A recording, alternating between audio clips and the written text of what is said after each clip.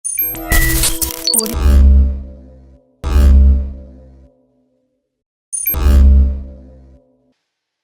Back जी। एक बार फिर मैं आपसे खुशामदीद करता हूँ अपने यूट्यूब चैनल पर। पीएसएल के मुकाबले जारी सारी हैं। आज कजाफी स्टेडियम लाहौर में पहला मैच खेला गया इस पीएसएल का, और ये मैच था होम टीम लाहौर कलंदर्स और पेशावर ज़ल्मी के दरमियान।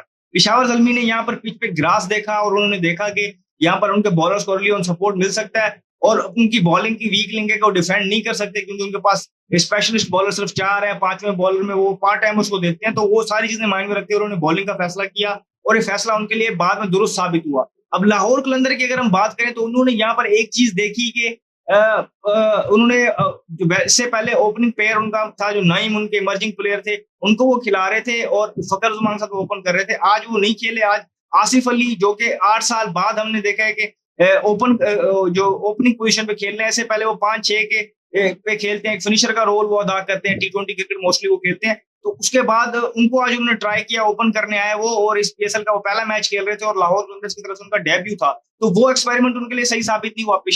अब लाहौर कलंदर में को आपको मैंने हमेशा यहाँ बताया कि जब बड़े रन करने होते हैं, जब उनको फखर जमान रन करता तब वो 80 से 70% जो मैच वो जीतते हैं। जब फखर जमान को अर्ली ऑन आउट कर लिया पेशावर ज़ल्मी ने, उसके बाद लाहौर कलंदर्स के बैटर्स वैसे तितर बितर हो गए और उसके बाद उन्होंने कोई एप्लीकेशन दिखाई नहीं। उनकी शॉट सिलेक्शन देखें तो आपको लग रहा था कि वो बहुत ज्यादा जल्दी में है, बहुत रेकलेस शॉट खेल रहे थे।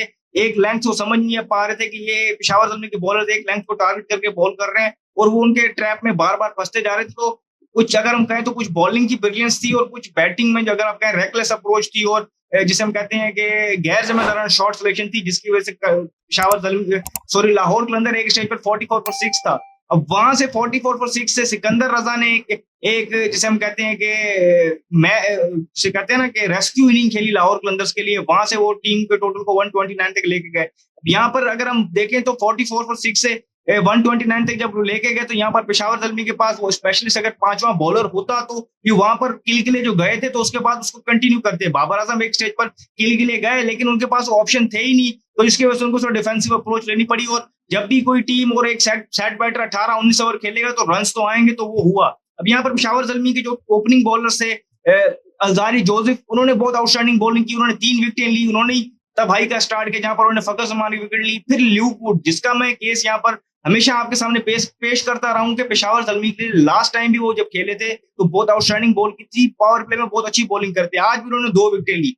फिर उनके बाद अगर हम बात करें, अली रजा आए चेंज पे, उन्होंने भी बहुत आउटस्टैंडिंग बॉलिंग की। हुसैन तलत को उन्होंने अप्लाई किया, उन्होंने भी 2 विकेटें ली। फिर आरिफ याकूब ने भी 1 विकेट ली। तो कहीं ना कहीं पेशावर ज़ल्मी ने डैमेज को कंट्रोल कर लिया, लेकिन वो 5th बॉलिंग वाला ऑप्शन है, वो उनको प्रॉब्लम देखनी पड़ेगी। वो उनके लिए मैच उनको कॉस्ट कर चुका है ऑलरेडी और आगे भी कर सकता है। अब 130 का चेज स्ट्रेट फॉरवर्ड नहीं होना था, क्योंकि पिच में स्पाइस मौजूद था। बहरहाल अगर आप देखें, अगर आप बैक ऑफ लेंथ अगर इसमें कहते हैं ना 6 से 8 मीटर वाली लेंथ पे बॉलर जब बॉल कर रहे थे, तो उनको लेटरल मूवमेंट मिल रही थी और वो जिसे हम कहते हैं ना क्वाइट एविडेंट थी। अगर हम देखें तो शाहीन शाह अफरीदी और हारिस रऊफ ने अर्ली ऑन 1-2 ओवर में जब उसको यूटिलाइज किया तो उनको रिजल्ट्स मिले।